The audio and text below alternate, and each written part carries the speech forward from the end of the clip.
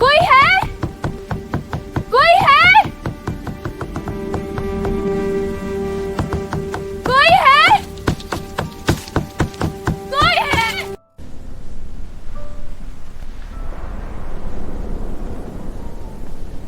कौन हो तुम इस जंगल इतनी रात को?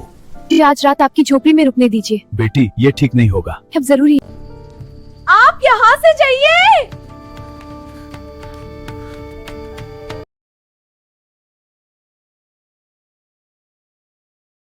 एक समय की बात है।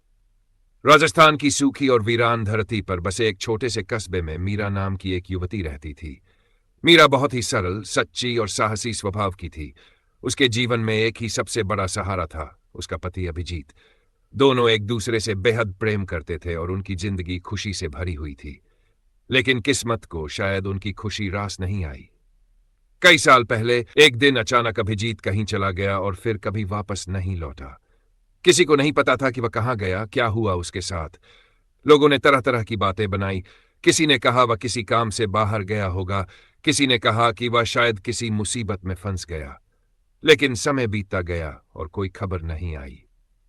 धीरे धीरे लोगों ने उम्मीद छोड़ दी, लेकिन मीरा ने कभी विश्वास नहीं छोड़ा। मीरा को पूरा भरोसा था कि उसका पति एक दिन जरूर वापस आएगा। उसने हर जगह उसकी तलाश की, गांव-गांव, शहर-शहर, मंदिरों में, साधुओं से, राहगीरों से, जिसे भी मिलती बस एक ही सवाल करती, क्या आपने मेरे पति को कहीं देखा है? लेकिन हर बार उसे निराशा ही हाथ लगती। एक दिन किसी राहगीर ने उसे बताया कि अजमेर की तरफ एक अजीब सी जगह है, जहां कई लोग अपने खोए हुए लोगों की तलाश में जाते हैं और कभी-कभी उन्हें वहां कोई संकेत मिल जाता है। यह सुनते ही मीरा के मन में एक नई उम्मीद जाग उठी। उसने बिना देर किए उसी दिशा में जाने का निश्चय कर लिया। मीरा अकेली ही उस लंबी और कठिन यात्रा पर निकल पड़ी। रास्ता आसान नहीं था। कहीं उबड़-खाबड़ रास्ते, कहीं सूनी पगडंडियां, कहीं घने जंगल। लेकिन उसके दिल में बस एक ही इच्छा थी, अपने पति को ढूंढना। कई दिनों की यात्रा के बाद एक शाम, जब वह अजमेर की ओर बढ़ रही थी, अचानक मौसम खराब हो गया। आसमान में काले बादल छा गए, तेज हवाएं चलने लगीं और देखते ही देखते मूसलाधार बारिश शुरू हो गई। हवा इतनी तेज थी कि पेड़ झुकने लगे और रास्ता पूरी तरह से धुंध से ढक गया। मीरा पूरी तरह भीग चुकी थी। उसके कपड़े पानी से लथपथ हो गए थे और ठंड से उसका शरीर कांप रहा था। चारों ओर सन्नाटा था, कोई इंसान दूर दूर तक नजर नहीं आ रहा था। धुंध इतनी घनी थी कि उसे कुछ भी साफ दिखाई नहीं दे रहा था। वह धीरे धीरे आगे बढ़ रही थी, लेकिन जल्द ही उसे एहसास हुआ कि वह रास्ता भटक चुकी है। अब उसके मन में डर घर करने लगा। उसने इधर उधर देखा, लेकिन कहीं कोई सहारा नहीं था।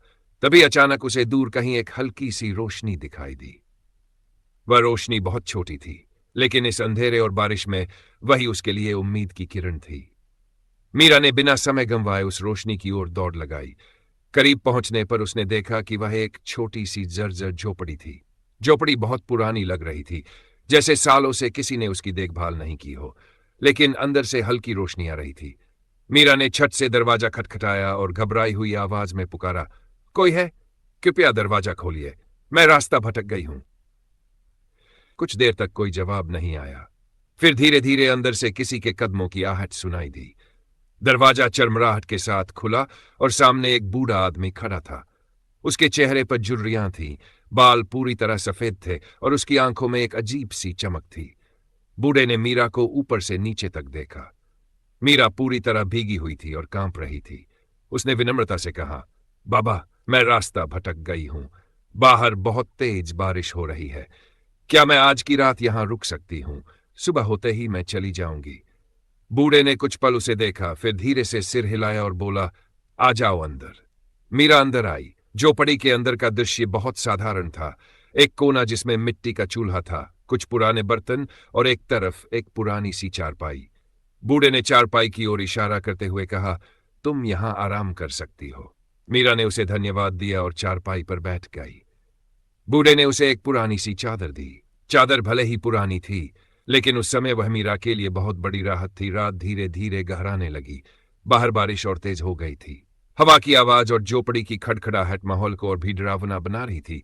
मीरा ने खुद को चादर में लपेट लिया और सोने की कोशिश करने लगी, लेकिन उसे बार बार ऐसा लग रहा था कि बूढ़ा उसे घूर रहा। अजीब सा था, कुछ ऐसा जो मीरा को असहज कर रहा था। उसने सोचा कि शायद वह ज्यादा सोच रही है और खुद को समझाकर आंखें बंद कर ली। रात के बीच में अचानक मीरा की नींद खुल गई। उसे लगा जैसे कोई उसके पास खड़ा। उसने घबराकर आंखें खोली और देखा कि वही बूढ़ा उसके पास खड़ा था। मीरा डर गई और कांपती हुई आवाज में बोली, बाबा आप यहां क्या कर रहे हैं? बूढ़ा थोड़ी देर चुप रहा, फिर बोला, मैं तुम्हें चादर देने आया था, बाहर बहुत ठंड है, तुम ठिठुर रही होगी। मीरा को उसकी बात अजीब लगी, क्योंकि चादर तो पहले से ही उसके पास थी, लेकिन उसने कुछ नहीं कहा। वह चुपचाप लेट गई और सुबह होने का इंतजार करने लगी। अगली सुबह बारिश थोड़ी कम हो गई थी। मीरा ने जल्दी से उठकर जाने की तैयारी की। उसने बूढ़े को धन्यवाद दिया और बोली, अब मैं चलती हूं। लेकिन बूढ़े ने उसे रोक लिया।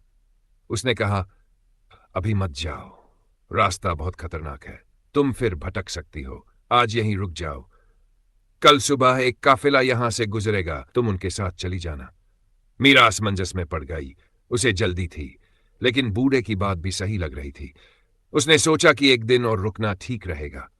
दिन भर बूढ़ा अजीब तरह से व्यवहार करता रहा। वह बार बार मीरा के पास आने की कोशिश करता, उससे बातें करने के बहाने ढूंढता। उसकी नजरें मीरा को बेचैन कर रही थी। अब मीरा को यकीन होने लगा था कि कुछ गड़बड़ है। उसने तय किया कि वह अगली सुबह किसी भी हालत में यहां से चली जाएगी। अगली सुबह जब मीरा जाने लगी तो बूढ़े ने फिर उसे रोक लिया। इस बार उसकी आवाज में एक अजीब सा रहस्य था। उसने कहा, तुम अपने पति को ढूंढ रही हो, है ना, अभिजीत?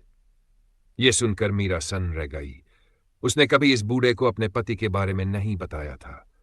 फिर इसे कैसे पता? उसके मन में डर और उम्मीद दोनों एक साथ जाग उठे। उसने कांपते हुए पूछा, आपको यह सब कैसे पता? बूढ़ा मुस्कुराया और बोला, अगर तुम आज की रात और यहां रुकती हो तो तुम्हें अपने पति के बारे में सब पता चल जाएगा। मीरा के सामने एक कठिन निर्णय था। एक तरफ डर, दूसरी तरफ अपने पति को पाने की उम्मीद। आखिरकार उसने अपने दिल की सुनी और एक और रात रुकने का फैसला किया। उस रात मीरा बिल्कुल नहीं सोई। वह पूरी रात जागती रही। उसके मन में तरह तरह के विचार चल रहे थे। सुबह होते ही जब उसने आंखें खोली तो वह चौंक गई। उसके सामने एक जवान आदमी खड़ा था। वही चेहरा, वही आंखें, वही मुस्कान। मीरा खुशी से चिल्लाई और उसकी ओर दौड़ पड़ी। दोनों एक दूसरे से लिपटकर रोने लगे। वर्षों का बिछड़ना उस एक पल में खत्म हो गया। मीरा ने आश्चर्य से पूछा, यह सब क्या है? वह बूढ़ा कहां गया?